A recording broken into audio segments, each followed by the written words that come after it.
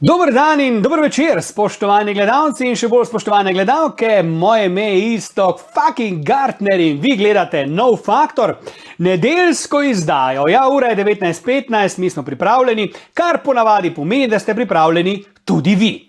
Če ste gledali včerajšnjo oddajo, potem veste, da sta bila z mano velika gospoda in krasna možaka, Lado Leskovar in pa seveda naš veliki poznavalec nostalgije in zgodovine Zdravko Rjavec, ki sta bila tako super, ne, in tako kljub letom pronicljiva in pa polna spominov in nostalgije in vsega, da sem se odločil, da jo bom povabil še v tole drugo oddajo, kar sem jima včeraj tudi obljubil, in če nekaj rečem, potem rečem.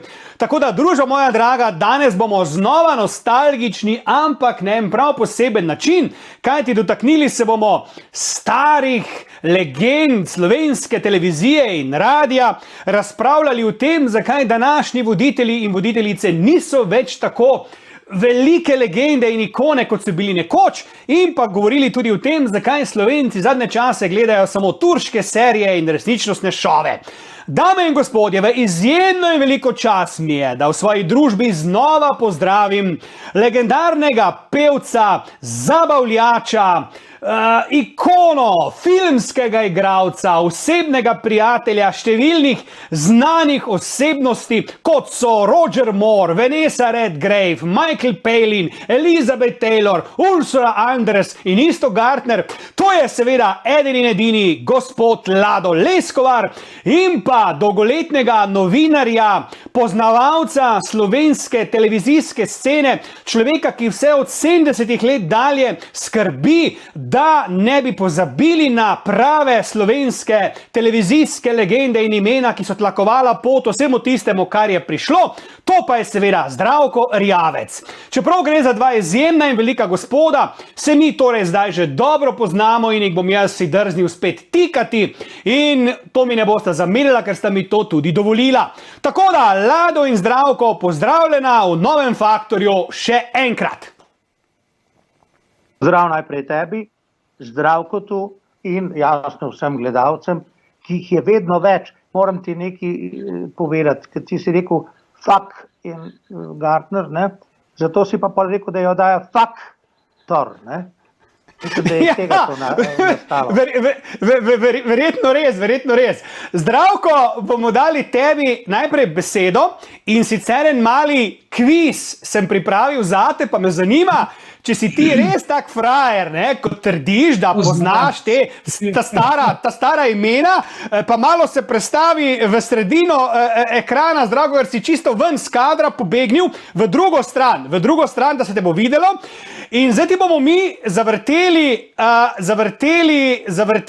te slike znanih imen, ti boš pa pri vsakem povedal pol minute, kdo je in po čem je bil znan. Režija, dajmo začeti, da preverimo to znanje. Evo, izvoli. Gospod Slobodan Kaloper, radijski in televizijski napovedovalec, dober prijatelj tudi moj osebni. Začel je tam leta 1972, prišel je v času z Alfredom Killerjem, žal je pokojni Kaloper in pokojni je tudi Killer in to. Umrl je pa v bistvu Slobodan kar mlad, leta 2003, se mi zdi tam 51-52 let star, škoda ga je, izjemno lepa barva glasu. Zdaj pa njegovo delo nadaljuje njegov sin Dejan Kaloper, prav tako radijski napovedovalec. Gremo naprej. To še pa jaz poznam. Zelo dobro poznam in ta festival sem jaz spremljal kot novinar, kot glasbeni novinar. To je iz leta 1986. Na moji levi vidimo gospod Mišo Molk, divo slovenske televizije. Ob njej vidimo pa Sandra Damjanja in ko vidim Sandra Damjanja, on je bil svoj čas sodelavec koprske televizije, drugače rečen, izjemno prijeten gospod. Ne morem ga pozabiti, jaz sem pravzaprav leta 1977 kot res mladec, popolnoma nepoznan, delal festival Zlata roža pod roža 1977, takrat sem ga prvič videl, spoznal, nastopajo pa skupaj z Milanko Bavcon in moram povedati, da tako lepega voditeljskega para, kot sta bila Bavconova in Damjani, se mi zdi, da nikoli več v življenju nisem videl, z vsem spoštovanjem. Povem, to je moje osebno mnenje. Zdravko, tvoje znanje je izjemno, bom rekel jaz, ki se, tako kot se ti spoznaš na te voditelje, spoznam na film in se me tudi ne da ustaviti in bi povedal vse, ampak morate bom prositi, probaj skrajšati te svoje opise, če ne bomo končali samo pri 3. Mislim, fenomenalno ti gre. Gremo naprej na 3. sliko. Kdo pa je to? Kristina Remškar, ena 3. televizijska napovedovalka v zgodovini slovenske televizije.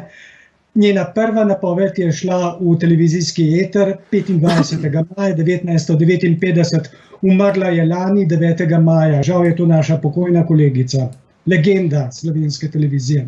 Naslednja? Kdo pa je to? Kdo pa ta mladi lepotec? Mal spominja name. Lahko bi bil to Zdravko Erjavec. To je bila pa ena kolekcija fotografij, narejena leta 1985.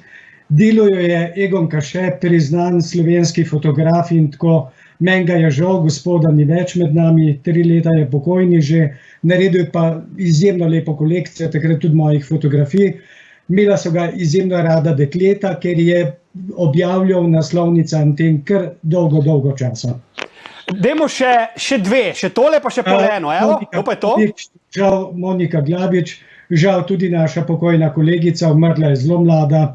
Ja, 10 let je že pokojna, leta 2010 je umrla, zelo mlada, iz generacije Danice Simšič, recimo. Še eno?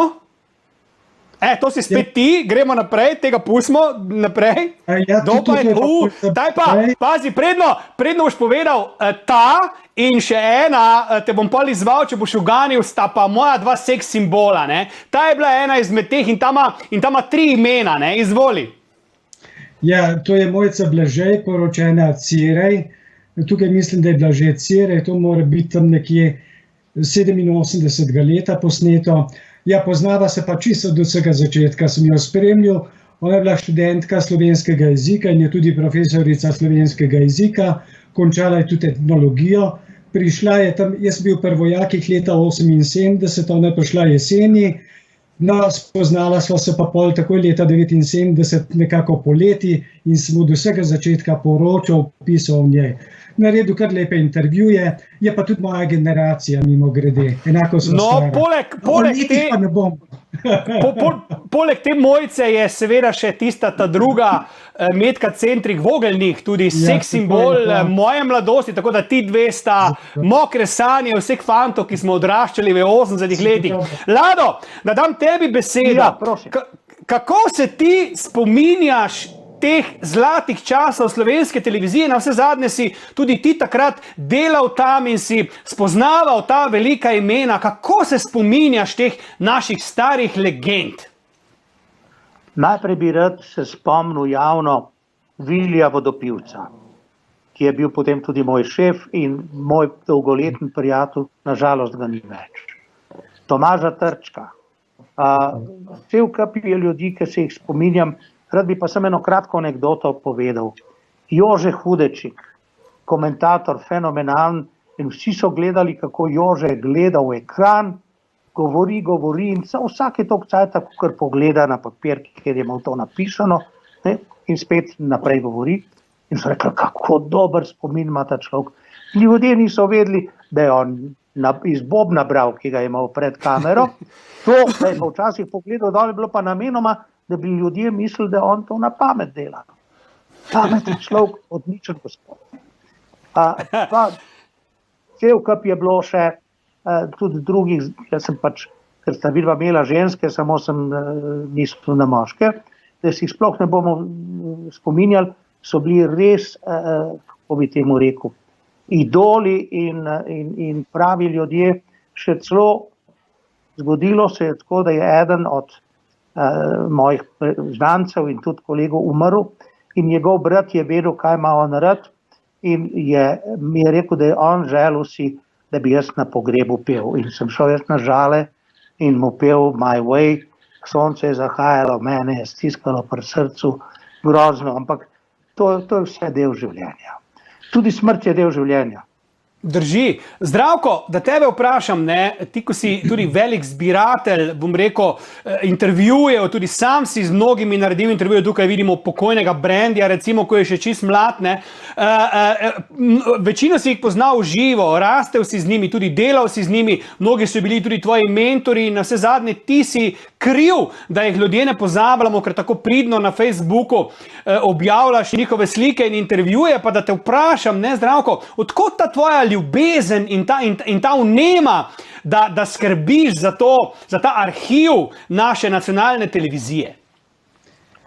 Ja, ta ljubezen je pogojena, bom rekel, že iz rane mladosti. Pravzaprav že leta 1964, ko sem mogoče včeraj to že omenjal, smo imeli televizor, takrat res zelo zgodaj. Malo kdo je imel, to lahko tudi Lado pove, v Ljubljani televizijski sprejemnik, mi smo ga recimo imeli in tako, hvala Bogu, oče je bil dosti napreden. Skratka, in takrat sem se zaljubil v televizor, zagledal sem se v televizijske napovedovalke in tam nekje že leta 66-67, ko sem videl Metko Centrih, tule vidimo Metko Šišernik, recimo prej je Lado omenil, da je Jože Hudeček bral strotelj bobna, ampak je delovalo tukaj Jana Čade, kot da govori na pamet, ampak Metka Šišernik je pa resnično bila, začela leta 68, ena izmed napovedovalk, tukaj je Metka Centrih,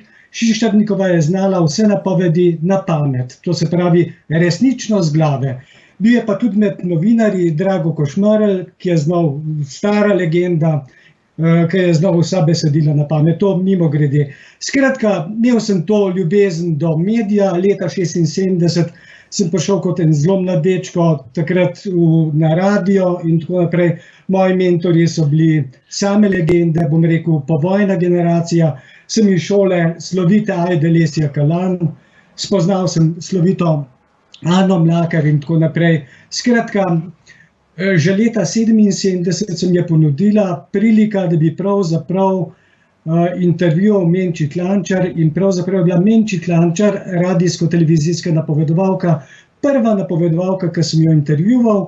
Ona je imela takrat 10-letnico zvestobe radio-televiziji, objavili so Stop, v Stopu je bila naslovnica, not je bil pa moj tekst. Takrat se je to začelo, eno leto kasneje sem bil pri vojakih, ker sem prišel pa leta 79 od vojakov, takrat se je moje delo pa res začelo. Sem se prepustil, skratka dali so mi možnost, takrat ni bilo tako še službe za stiki z javnostjo, pisal sem za časopise, objavljal o radijskih in televizijskih oddajah, imam intervjuje z Metko Centrih Vogelnik, skratka z vsemi tistimi napovedovalci tistega časa, da skrajšam. Zdravko, morate bom prekiniti, ker moramo skočiti v reklame, bo še imel čas, da marsikaj poveš, torej gremo v reklame in pridemo nazaj. Predno bomo naredili, Zdravko, s tabo drugi del kviza, bom dal zdaj besedo Ladu in ga bom kar direktno vprašal. Druga tema današnje oddaje je, torej zakaj danes ni več takšnih televoditeljic in na vse zadnje tudi televoditeljev kot nekoč, pa ne mislim, da niso dobri. Imamo mnoge dobre, inovativne, drugačne, posebne, ampak ikon, legenda, veš tist, ko rečejo, ta je pa bil ta pravne, ta je bil pa on res. Ali je to zato, ker so že takrat lakovali pot, pa ker so bili prvi, ali ker so res bili boljši? Lado, kaj ti praviš? No, en od osnovnih razlogov je to, da smo imeli takrat pravzaprav en program, oziroma eno televizijo. Danes imaš ogromno televizij, pa še za nekaj je šlo. Ponavadi so bile voditeljice, oziroma tudi voditelji na televiziji, radijski ljudje, ki so dali skozi težko šolo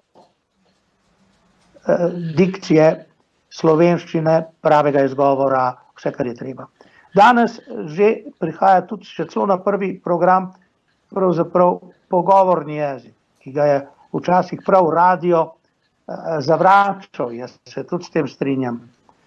Tako malo nas je, pa še takrat premalo damo za svoj jezik. To se vidi tudi pri glasbenih programih. Po cel dan ne slišiš po ene slovenske. To je čisti ameriški glasbeni imperializem. To človeka navaja na misel, da iz ameriške ambasade vsakega prvega glasbenim urednikom prinese v torbi kup dolarjev. Ne vem, Jaz sem tam bil 25 let v tem zavodu, pa smo negovali slovensko domačo glasbo. Pravim, da se vračam na to, kar si ti rekel. Predvsem gospa Mlakarjeva je skrbela za to, potem kasneje Ajda Lesjak. Še celo jaz sem šel na tečaj za spikerja, ker sem tudi nekatere oddaje vodil in sem hotel to narediti lepo. Sem hotel lepo dvojino uporabljati, sem znal vikati, ste vi prišli, vi prišla, ne, vi ste prišli, pa ogromno drugih stvari. Zraven tega jaz bi v slovenščini prepovedal besedo pač. Ja, pa pač pa to. Pa na radiju začne kakšen intervju, da prav, no, poglejte, kako bom pogledal na radiju, vse te ne vidim. Recimo, cel kup neumnosti, grdega jezika in to. To so stvari, zaradi katerih smo te ljudi prej si bolj zapomnili. Je pa še nekaj, počakamo, da ti, ki so zdaj, postanejo legende. Zdravko, dajva midva narediti drugi del našega kviza, pa bom zdaj režijo prosil, da od tam naprej, ko smo prej nehali, zdaj zavrtimo spet enih 5 ali 6 slik, pa ti povej besedo ali dve, da vidimo. Kdo je to? Z veseljem. To je Danica Simšič, pisala se leta 1975. To so njeni prvi televizijski nastopi. Bila je to lepa, dolgolasa Kamničanka. Celo mogoče malo spominja na Ursula Andress. Ne vem, zakaj se mi tako zdi, ker je, kot da vidim James Bonda, kako pride Ursula v tistih dobrih kinkah, ampak tiste blond lase in tako luštna punca, zelo fajn, ki je potem napravila izjemno lepo kariero. Ona je bila potem tudi voditeljica televizijskega dnevnika in nazadnje bila je ljubljanska županja. Ki je pa danes, vam pa žal ne znam odgovoriti na to vprašanje. Dobro, gremo naprej. Kdo pa je to? Kdo je pa ta lepotica? To je pa Milanka Bovcon. Za Milanko si pa upam reči, to pa res z vso odgovornostjo povem na tem mestu, da je Milanka pa ena največjih televizijskih zvezd v zgodovini Radiotelevizije Slovenija. Pravzaprav take zvezde, kot je ona bila, jaz je ne poznam. S tem, da sem spremljal, kot sem rekel, od ranega otroštva te televizijske zvezde, tako naprej, prve zvezde, prišla je leta 1969 kot napovedovalka televizijskega sporeda. Bila je tako močna osebnost, da se je prebila iz televizije na radio. Ta prehod je bil izjemno zahteven, je že Lado malo prej govoril. Radio je izjemno negoval jezik, tako da se tule ne morem bolj strinjati z Ladom, kot se strinjam. Žal naše drage Ajde ni več, se mi zdi, da jezikovno kar malo padamo in da preveč popuščamo pri jeziku, no pa ko smo pri Milanki. To je bila napovedovalka, ki ni poznala treme, poznala je cela Jugoslavija, nekdanja in tako naprej. Predvsem je bila to voditeljica s karizmo. Jaz se spomnim njenih prvih nastopov, videl sem njen prvi nastop leta 1972 v Hali Tivoli. Lado bo to še bolj vedel, ker je bil v bližini nje, ker je prepeval na slovenskih popevkah. Mislim, pa Vili Vodopivec, to sta bila izjemen par, nepozabna, edinstvena Milanka Bovcon. Dajmo še eno. Kdo pa je ta? Ja, spoštovani gospod Vuga, tudi lahko povem. Gospod Vuga je prišel na radio tam že ob koncu 40 let prejšnjega stoletja, ali pa bo rekla tam leta 50. On je študiral v Ljubljani, skratka bil je pisatelj, ampak tukaj je delal še kot radijski napovedovalec, potem je šel delati na televizijo in je bil čudovit dramaturg, krasen pisatelj, scenarist in nazadnje tudi akademik. Izjemen gospod, z čudovito lepo barvo glasu. Slišim njegovo barvo glasu, jo imam v ušesih. No in ko govorimo tudi o teh napovedovalcih, če bi zdaj imeli kviz, da mi date za poslušati glasove, vam povedati, da pravzaprav poznam vse glasove, razen ne poznam glasu gospe Prohinarjeve. To je bila ena prvih radijskih napovedovalk, ki je začela leta 1934 na Radiu Ljubljana. Žal se je zgodilo to, da so radijske trakove presnemavali in žal nimamo tega glasu, tako da sem pa potem zanimal, kakšen glas je imela in tako, pa mi je potem Nataša Dolenčeva povedala, da je celo bil nekoliko glas podoben njej, ne, ker je gospa se leta 60. Ja, prosim. Dajmo še zadnjo sliko. Kdo pa je ta mladenič? Gospod Janez Kranjc. No, ko sem Ajdo Lesjak nekoč vprašal, jaz sem tudi iz šole gospe Ajde Lesjak Kalan, leta 1985 sem obiskoval to njeno šolo. Zakaj to povem, radijsko šolo? Zato vem, kako trda je ta šola, kako trde so te priprave, koliko nekega negovanja jezika je to, kolikokrat sem jo poklical, da sem pravilno naglaševal in tako naprej, ker sem se tudi nekoliko ukvarjal z tem voditeljstvom, ampak zdaj pa, kaj sem jo vprašal, Ajda, sem rekel, Ajda, kateri moški glas je bil pa za vas najboljši ali pa najlepši glas?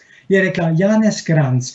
In tule pred seboj imamo Janeza Kranjca, ki je žal izgubil življenje leta 1973 v prometni nesreči.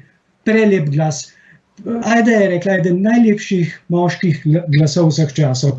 Bili so seveda mnogi lepi glasovi na radiju in so še, ampak za njegov glas je pa rekla, da je najlepši glas. Prosim, to je povedala Ajda Lesjak. Hvala lepa. Lado, da tebe vprašam, je pogoj za televizijskega voditelja, da je tudi vizualno privlačen in čeden ali ne? Pogoj po meni je, da je šarmanten, da ima kaj zapovedati, da je svoj, da je osebnost. Vse ostalo so pa vprašanja, komu je kaj všeč. Rad bi sem še nekaj se vrnil na, zakaj danes ni več takšnih TV voditeljic in voditeljev kot nekoč. Zato, ker se ta program televizijski in tudi drugi spreminjajo v reality show. To se pravi, vsak misli, da lahko dela vse. Jaz pa pravim, vsak misli, da je lahko pevc, vsak je lahko igralec. Jaz pravim, še celo v porno filmu moraš znati tiste stvari delati. Tako da je ogromno pri nas ljudi, ki vodijo programe, pa to ne znajo, pa se ne znajo obnašati, pa osnovnih stvari, recimo, to, kar jaz zmeri dam kot primer. Se voditelj usede, pa vidiš, da ima kratke nogavice, pa tako na 20 centimetrov bele, kosmate noge, do hlačnice, do kolenke se obuje, pa zdravo. Recimo, jaz sem siten, vem, grozen, ampak to je tako. Pri teh letih imam le pravico, da kakšne stvari pregledam. Predvsem pa gre za nekaj. Tudi TV voditeljice morajo biti, predvsem pravim, šarmantne, duhovite in vse, ampak zame je merilo, da rečem, ta je pa vredna greha. In to je tudi eno merilo. Tukaj sva na istem, zato pa je vreme vedno lepo, če ga vodi čedna dekoltirana dama in vedno grdo, če ga vodi tvoj soimenjak, ta drugi rjavec, Zdravko. Zdaj bomo mi skočili v reklame. Rjavcem nima nobene zveze. V reklame bomo skočili in potem se vrnemo nazaj z našo zadnjo temo. Režija, skočimo v reklame in pridemo nazaj. Evo, mi smo nazaj in Zdravko, jaz bom tebe ujel na nekem voditelju, ki ga ti ne boš poznal, pa ne mi bo Bog priča, ker to je, ti si preklemanski vsevet, Srečo imaš, da se ne pogovarjamo o filmih, ker tam bi pa jaz zraven kjer rekel, ampak tukaj vidim, da si res dober, ampak te bom probal zdaj v tretjem delu tega kviza ujeti, pa te prosim, da malo bolj na kratko poskušiš, da jih bomo več pokazali, ne samo 3. Vem, da v njih ogromno veš, ampak probaj, ker ne samo, da jih poznaš, ti strese z rokava, vse možno. Tako da režija, dajmo tam naprej zdaj Zdravko ta postaviti pred tretji izziv, pa da vidimo, kak se bo znajdel. Evo. No, kdo je to? Dr. Mirjam Levstik Bravničar, to je mama od znanega fotografa, modnega, pa ne vem kakšnega fotografa. Od leta 62 do leta 77 je delala kot televizijska napovedovalka, doktorica medicine, izjemna dama, gospa. Čakaj, to je od Aleša Bravničarja, s Playboya, mama? To je mama njegova. Aha, ok, gremo naprej. Gospa mama. Tako je. Kdo je Marija to? Velka, izjemna gospa, izjemna dama, sestra Janeza Kranjca. To je ena krasna familija bila, samo žal so vsi pokojni, žal je tudi ona umrla leta 89. Evo, zdaj pa... Gospa z latinsko lepoto. Neki si zginil, upam, da bo vse ok za naprej. Naslednja slika. Kdo pa je ta dama? Andreja Knoll, doktorica medicine, televizijska napovedovalka. Gremo naprej. Gremo naprej. To še pa jaz poznam. Ja, to še pa jaz poznam. Prišla je leta 85 na audicijo in bila je izbrana med, koliko je bilo takrat kandidatov, 500 kandidatov se mi zdi. Izjemno kariero napravila, tuje jezike. Pa lušna, ful lušna. Pa še čedna. Ja, to pa moraš poznati, ne? Mentorica številnih novinarjev, napovedovalcev, Ajda Lesja Kalan. Poznam jo od leta 76, od začetka, tako rekoč. Žal pokojna, od leta 2014. Kdo pa je ta? Sergija Stojkovič, dolgoletna, bomo rekli, napovedovalka televizijska v 60-ih, vodja televizijskih napovedovalk in pa vodja televizijske koordinacije. Mladi smo se učili od nje, imeli smo zelo spoštljiv odnos do gospe, sploh do nekdanjih generacij. Dajmo naslednjo. Branka Kadunec, danes preden. Televizijska napovedovalka, bila je v skupini z Danco Simšič, Andrejo Knoll, ki smo jo malo prej videli, Sonjo Drugovič, ki nismo videli, ki je bila Krajšič in tako naprej. Dama, zdaj živi v Luciji, v Portorožu. Mogoče, Zdravko, čisto ob koncu te teme, predno zamenjamo novo temo in damo Ladu besedo. Katero smo pozabili, katero bi rad še omenil, brez katere ne moreš nadaljevati? Na hitro. Ja, jaz mislim, da smo omenili res tiste, lahko bi pokazali še sliko Metke Centrih Vogelnik, te fotografije pa res nismo pokazali. A jo imamo? Mislim, da je bila s tabo v družbi Metka Centrih, da je bila na eni sliki s tabo v družbi. Mislim, da je bila, pa namerno jo nočem kazati, ker sem ti fovš, ne, ker sem ti fovš, da si z njo na sliki, ne.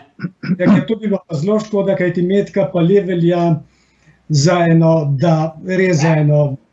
ultra, za izjemno damo, prvič za damo, drugič pa za enega najbolj fotogeničnih obrazov slovenske televizije. No, tukaj je Milanka Bovcon, ampak jaz bi bil zelo vesel, če lahko režija pokaže tisto fotografijo, ki je bila skupina televizijskih napovedovalk. To lahko še pokažemo, pogledamo, ali ni možno.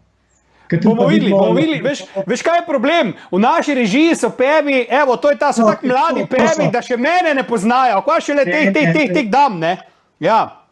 Zakaj ne bi to povedali, če začnemo tule spodaj, ker to mora biti fotografija, tam fotografirano leta 65, vidimo Olgo.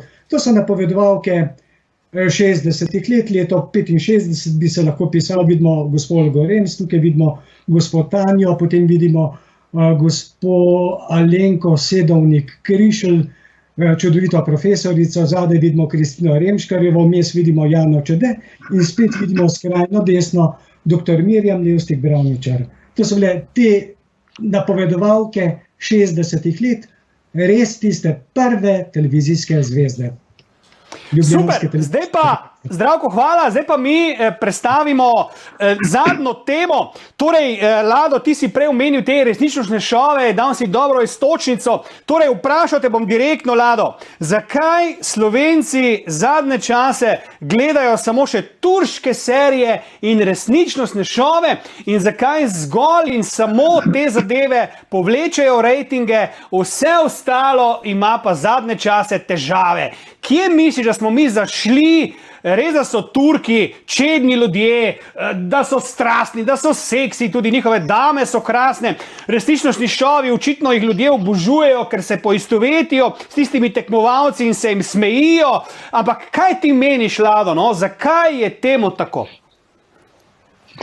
Najprej moja razlaga. Nažalost je Martin Krpan Brdavsa ubol pred Dunajem in tako rešil Evropo pred Turki.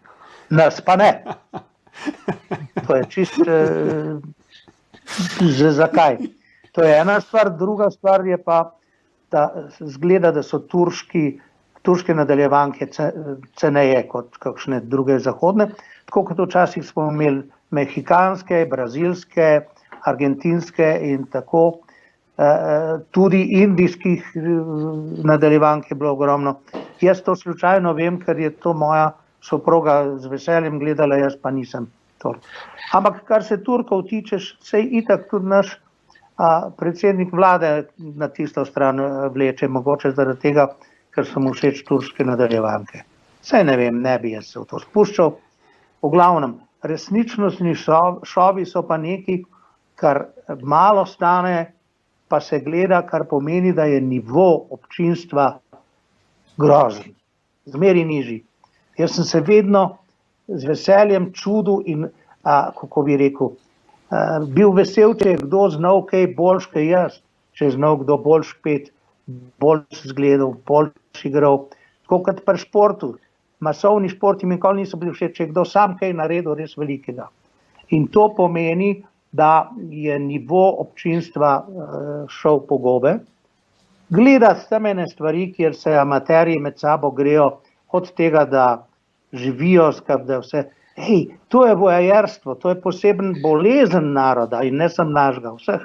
Mene so na prvo reality show pri nas tega že dolgo nazaj povabili, če bi bil zraven, sem rekel, jaz nimam nič proti vam, ampak jaz se ne grem, na koncu vse je postalo reality show.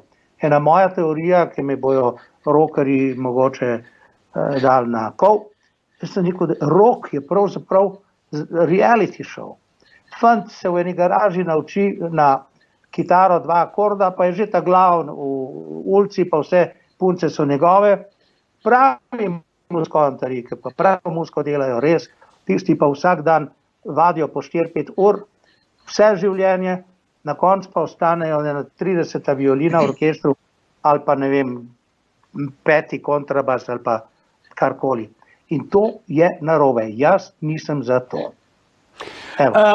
Zdravko, na hitro, preden nam zmanjka časa in čisto res končamo, da tebe vprašam, misliš, da bi tudi, dobro, nacionalka sicer se ne ukvarja s temi šovi, druge televizije bolj, ampak misliš, da je tudi odgovornost televizije, da je servirala ljudem takšno zabavo, ali bi morala televizija reči, vemo, da bo to gledano, ampak ne, mi bomo ljudi vzgajali in bo gledano tisto, kar bo bolj kvalitetno. Ali jaz živim v nekem pravličnem svetu in to dejansko ni mogoče. Pa na hitro, Zdravko, ker imamo samo še 2 minute do konca oddaje, na hitro. Okay. Z veseljem. Se mi zdi, da so te turške nadaljevanke, ki jih jaz, tako kot je Lado lepo povedal, mi dva tega ne gledava, najbrž raje vzameva v roko kakšno knjigo, pa bereva ali pa poslušava glasbo, Lado si kaj zapoje in tako naprej. Jaz mislim, da je, kar se tiče teh komercialnih televizij, to povezano tudi z reklamami. Zdaj, glede na to, da so turške nadaljevanke kot nekakšna terapija, ljudje se poistovetijo, ženske ne zamerijo, potočijo tudi kakšno solzico, gledajo rade te filmske junake in tako naprej. To ljudi pritegne. Zdaj pa televizija pa seveda je zelo navdušena, da ima čim več gledalcev, čim več občinstva, da lahko čim več teh reklam prodaja. Jaz mislim, da je to s tem povezano. Zato ne dela te selekcije tako, čeprav jaz mislim, da vsaka televizija, ki da nekaj nase, bi vendarle mogla tudi na ta nivo malo popaziti. No, to je moje osebno mnenje. Fanta moja draga, mi smo prišli na sam konec oddaje. Jaz se obema zahvaljujem za tole vikendaško delo, torej, da sta bila kar v 2 oddajah z nami. Torej, Lado, hvala tebi, Zdravko, hvala tebi. In seveda rekel bi ob koncu morda še to, da če naredimo mi 3 en reality show, predlagam, da smo 24 ur na dan v kopalkah in da nas ljudje gledajo samo, da ležimo, sedimo, kadimo in pijemo, pa da vidimo, kakšni bodo rejtingi pol. Evo, dame in gospodje, to je bil nov faktor. Jaz te prekinjam. Ja. Jaz nisem za to pred 50 leti mogoče. Zdaj seš pa zgovarjal. Ti James Bond, zdaj seš pa zgovarjal. Ne dam ti ne besede, ne možnosti. Ne, bodi počaščen, ker sem namenoma za tvojo oddajo šal dal gor, ker včasih, ko nastopam, pa nimam šal, pa prav, kje imaš pa šal, se isto ko bo, evo tako. Evo ga, super. Torej, dame in gospodje, 2 ponovitvi tele oddaje in naslednji petek znova v živo. Nov Faktor, lep pozdrav.